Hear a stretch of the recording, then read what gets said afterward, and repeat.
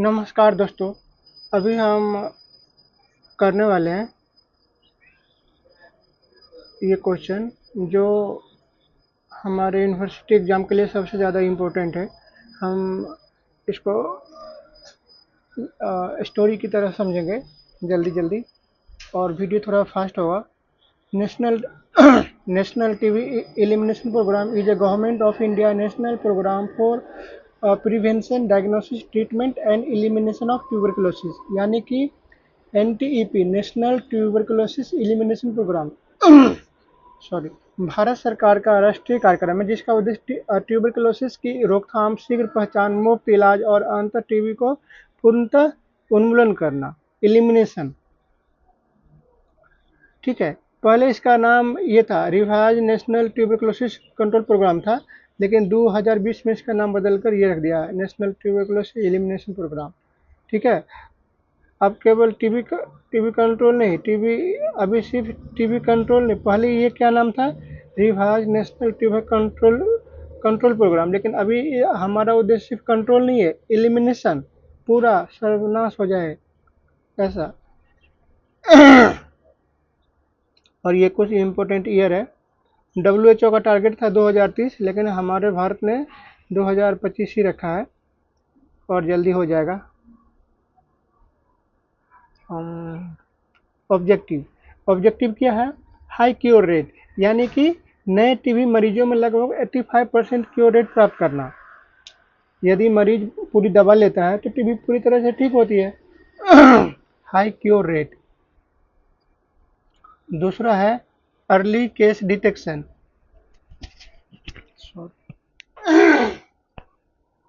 Early case detection मतलब समुदाय में टीबी मरीजों की जल्दी पहचान करना। ठीक है। अर्ली केस डिटेक्शन, जल्दी, जितनी जल्दी डायग्नोसिस होगी उतनी जल्दी ट्रीटमेंट शुरू होगी, संक्रमण कम फैलेगा।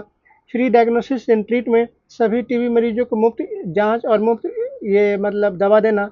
टीबी का इलाज कई महीनों तक चलता है, इसीलिए दवा इलाज महंगा होगा। बीच में दवा छोड़ देंगे और फिर से ही बीमारी फैलेगा, इसीलिए फ्री किया है। रिड्यूस ट्रांसमिशन, समुदाय में टीबी के फैलाव को कम करना। एक अनट्रीटेड टीबी पेशेंट कई लोगों को संक्रमित कर सकता है। Prevent drug resistant TB, MDR TB और एक्सडीआर टीबी को रोकना। ठीक है। बीच में दवा छोड़ने से बैक्टीरिया रेजिस्टेंस बन जाता है ना, इसके लिए इसलिए इसका इलाज फिर कठिन हो जाता है, इसलिए दवा छोड़ना नहीं है। डॉट्स स्ट्रेटेजी, डॉट्स मतलब डायरेक्ट ऑब्जर्व ट्रीटमेंट थेरेपी। अभी देखो, इसमें सबसे पहले क्या है, डॉट्स थेरेपी में components of dots strategy, political commitment, यानी कि सरकार द्वारा पर्याप्त धन और सहयोग देना, क्योंकि बाकी लोग उतना पैसा कहाँ से लाएंगे। बिना गवर्नमेंट सपोर्ट नेशनल प्रोग्राम सफल ही नहीं हो सकता। फिर है क्वालिटी डायग्नोसिस, क्वालिटी डायग्नोसिस द्वारा टीबी की पुष्टि करना। मेथड है स्पूटम, माइक्रोस्कोप, CBN AAT।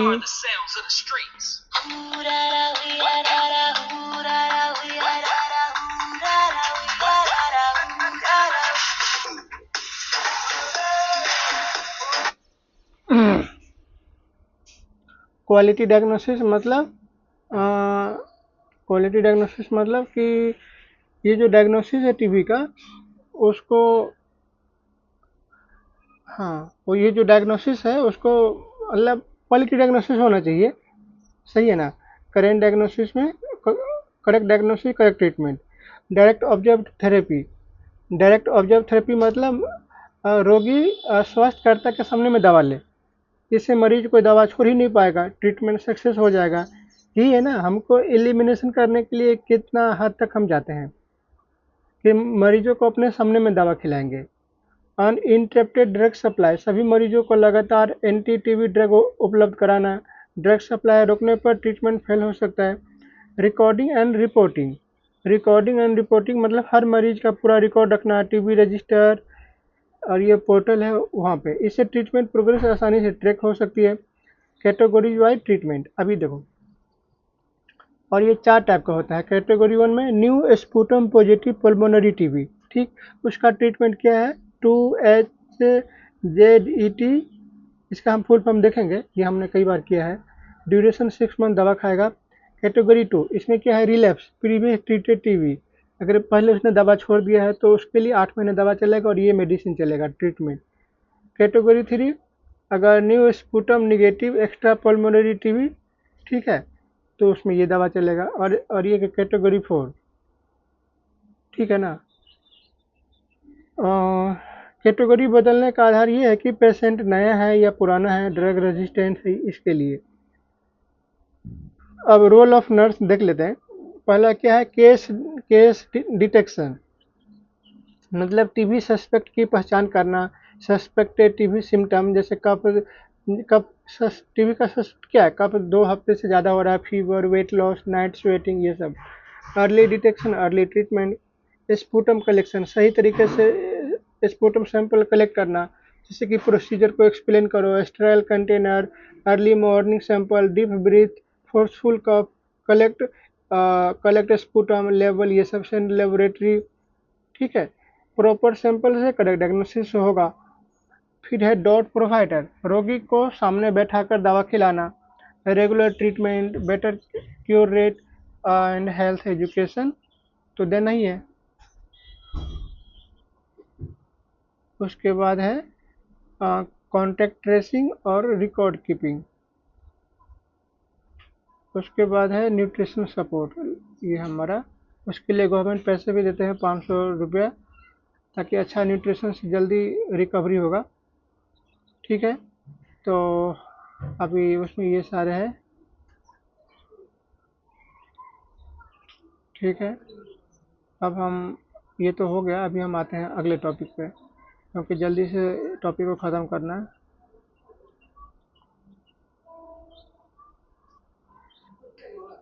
ठीक है। ये अभी हमारा दूसरा क्वेश्चन है। ये 12 बार पूछा गया है। 2 बार वेरी शॉर्ट आंसर क्वेश्चन में, 10 बार शॉर्ट आंसर क्वेश्चन में, ठीक है। इंटरनेशनल एजेंसी के बारे में, तो इसको भी हम कर लेते हैं। WHO क्या है, ठीक है। तो world health organisation is a specialised health agency of the United Nation responsible for international public health, ठीक है। WHO जो है संयुक्त राष्ट्र की एक विशेष स्वास्थ्य संस्था है, मतलब स्पेशलाइज्ड एजेंसी है यूनाइटेड नेशन का, responsible for international public health, ठीक है ना। इसका काम क्या है, दुनिया भर में हेल्थ प्रमोशन करना, डिजीज प्रिवेंशन करना और इंटरनेशनल हेल्थ कोऑर्डिनेशन कार्य का काम करती है। अब ये देखो, हर देश अपना हेल्थ सर्विस चलाता है, ठीक। लेकिन जो कुछ जो बीमारियां होती है, जैसे कोविड-19, पोलियो, टीबी, इन्फ्लुएंजा, ये बॉर्डर को नहीं मानती। इसलिए पूरी दुनिया के लिए इंटरनेशनल हेल्थ ऑर्गेनाइजेशन की आवश्यकता है। पूरी दुनिया ने सोचा कि हम मिलकर इस बीमारी को मारेंगे, इसीलिए WHO की स्थापना हुई। अब ये इस्टेब्लिश कब हुआ, 7 अप्रैल 1948। इसका हेड क्वार्टर है जेनेवा, स्विट्जरलैंड में। और मेंबर कंट्री कितना है, 194, और हमारा भारत जो है इसका फाउंडिंग मेंबर है। लॉजिक क्या, अभी देखो, 7 अप्रैल को हर वर्ष वर्ल्ड हेल्थ डे मनाया जाता है ना, ये इसी दिन WHO की स्थापना हुई थी। विजन क्या है WHO का, हेल्थ फॉर ऑल, यानी कि हर व्यक्ति को सर्वोत्तम स्वास्थ्य उपलब्ध कराना। WHO का उद्देश्य केवल बीमारी का इलाज नहीं है, बल्कि physical health, mental health, social wellbeing, हमने भी पढ़ा है ना। Health is a complete state of physical, mental and social wellbeing and not merely the absence of disease, वही वाला है। स्ट्रक्चर ऑफ WHO, अब ये देखो WHO का स्ट्रक्चर क्या है। सबसे पहले है world health assembly, world health assembly, यहाँ पे क्या है, WHO का सबसे बड़ा निर्णय लेने वाली संस्था। यहाँ इसका क्या फंक्शन है, हाईएस्ट पब्लिक मेकिंग बॉडी। जैसे हमारे भारत में पार्लियामेंट कानून बनाती है ना, वैसे ही WHO में वर्ल्ड हेल्थ एजेंसी बड़े बड़े निर्णय लेती है।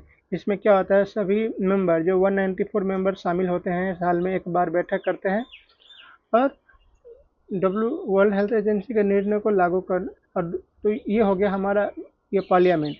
फिर दूसरा है एग्जीक्यूटिव बॉडी, मतलब वर्ल्ड हेल्थ एजेंसी जो पहला, जो इसने वर्ल्ड हेल्थ असेंबली में जो निर्णय लिया गया है उसको मतलब लागू करने वाली संस्था। इसमें क्या है, 34 मेंबर है, 3 ईयर टीम है, ठीक है, और टर्म है, 3 ईयर टर्म है, सॉरी।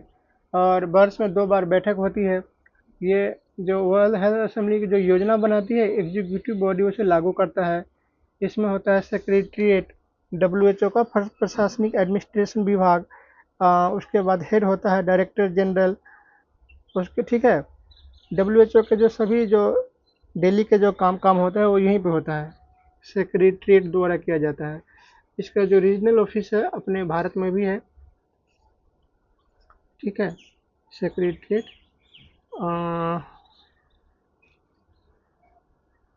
और इसका ये रीजनल ऑफिस और हेड क्वार्टर, रीजन ये है, हेड क्वार्टर ये है।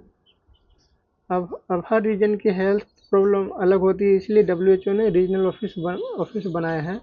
भारत में South East Asia regional office है, South East Asia regional office के अंतर्गत आता है। फंक्शन क्या है डब्ल्यूएचओ का? ये देखो, direct research standard technical help disease statistics. मतलब क्या? Direct and control, direct and coordinate international health work, मतलब विश्व स्तर पर हेल्थ प्रोग्राम का मतलब कोऑर्डिनेट करना। मतलब पेंडेमिक जैसी स्थिति में सभी देश एक साथ काम करना पड़ता है ना। दूसरा है प्रमोट रिसर्च, हेल्थ रिसर्च को बढ़ावा देना, जैसे कोई नई बीमारी होगी, नई रिसर्च, नई मेडिसिन, नई वैक्सीन। फिर तीसरा है इंटरनेशनल स्टैंडर्ड, मतलब इन इन इसका मतलब क्या हुआ कि हेल्थ स्टैंडर्ड एक एवं गाइडलाइंस बनाना।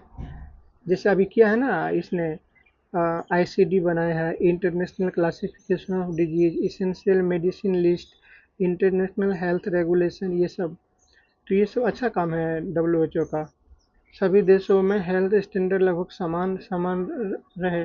टेक्निकल असिस्टेंस देना, मतलब मेंबर कंट्री को टेक्निकल सपोर्ट देना, जैसे एक्सपर्ट ट्रेनिंग, लेबोरेटरी सपोर्ट। अभी देखो, हर देश के पास एक समान रिसोर्स संसाधन नहीं होते, तो डब्ल्यूएचओ उसकी सहायता करता है।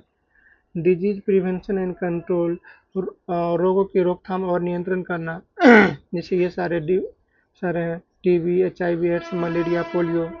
डिजीज कंट्रोल अकेला को एक देश के कैपेसिटी में नहीं है, इंटरनेशनल कोऑपरेशन चाहिए।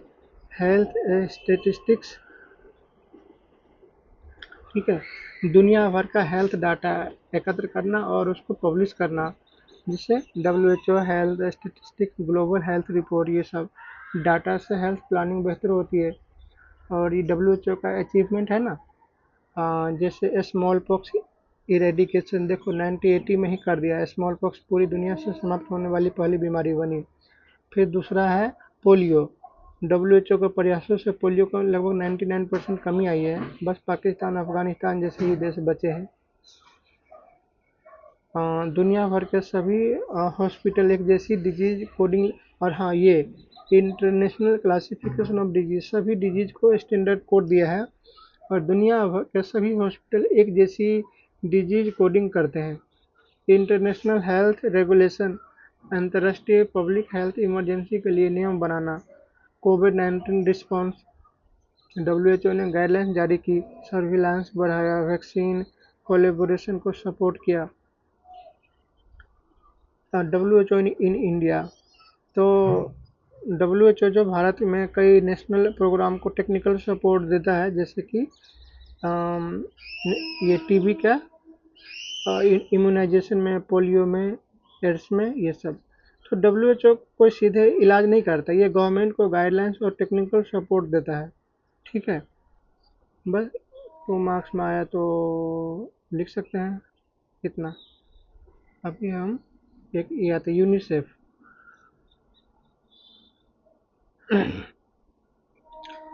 यूनिसेफ क्या है? UNICEF, United Nation children's fund, is a specialised agency for the United Nation that work for survival, protection, development and right of children and also support the health and well-being of the mother. ये देखो, UNICEF जो संयुक्त राष्ट्र की एक विशेष संस्था है ना, जो बच्चों और माताओं के स्वास्थ्य, पोषण, शिक्षा, सुरक्षा और विकास के लिए काम करती है। अब एक देश का भविष्य उसके हेल्दी चिल्ड्रन पर निर्भर करता है, ये तो पता है ना। यदि बच्चे स्वस्थ होंगे तो भविष्य में समाज और देश भी स्वस्थ होगा। इसलिए यूनिसेफ का मुख्य रूप से मतलब बच्चों पे ही काम करता है, चिल्ड्रन फर्स्ट सिद्धांत पर काम करती है। अब ये बना कब था? 1946 में बना था। ओरिजिनल नाम ये था इसका, United nation international children emergency fund. उसको बदल के ये कर दिया 1953 में। हेड क्वार्टर न्यूयॉर्क में है और नोबेल प्राइज भी मिला है उसको। अब ये देखो, ये कब क्यों बना था कि जो सेकेंड वर्ल्ड वॉर हुआ था ना, जिसमें लाखों बच्चे भूखे थे, बीमार थे, अनाथ हो गए थे, कितना बुरा होगा वो छोटे बच्चे को ऐसे हालत में देखना। उसकी सहायता के लिए यूनिसेफ बनाया गया। बाद में इसका काम पूरे दुनिया के बच्चों तक बढ़ा दिया गया। इसका इसका विजन क्या है? Every child has the right to survival, develop and thrive. यानी कि हर बच्चे को जीने का अधिकार है, हैज़ राइट। स्वस्थ रहने का अधिकार है, सर्वाइव। शिक्षा का अधिकार है, सुरक्षित जीवन का अधिकार है। ठीक है। अब इसको हम देखते हैं फंक्शन। फंक्शन क्या है? पहला है ये survival, development, nutrition, mental health, protection, wash, ये सब। तो पहला है चाइल्ड सर्वाइवल। ठीक है, चाइल्ड सर्वाइवल यानी कि बच्चों की जान बचाने के लिए काम करना, जिसमें है immunisation, ORS, vitamin A supplementation, breast feeding. क्यों? क्योंकि अधिक जो बाल मृत्यु होती है ना, वो इन्फेक्शन की वजह से होती है, डायरिया, निमोनिया से होती है, और इन सभी की रोकथाम संभव है। दूसरा है चाइल्ड डेवलपमेंट, बच्चों के संपूर्ण विकास को बढ़ावा देना, यानी कि early childhood development, ICDS support, anganwadi support. जीवन के जो पहला 5 साल होता है ना, ब्रेन डेवलपमेंट के लिए सबसे ज़रूरी है।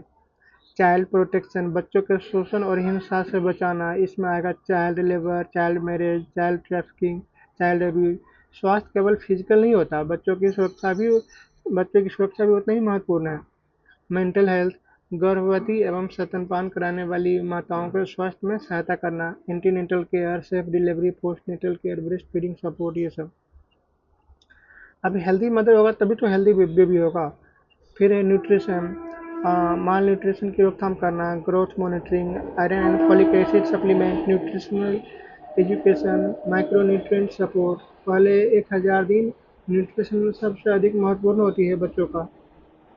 वाश मतलब वाटर, सैनिटेशन एंड हाइजीन, स्वच्छ मतलब अच्छा साफ पानी, शौचालय और हाथ धोने की आदत को बढ़ावा देना। Safe drinking water, toilet and hygiene, menstrual hygiene, गंदा पानी, डायरिया, माल न्यूट्रिशन, चाइल्ड डेथ करता है। एजुकेशन,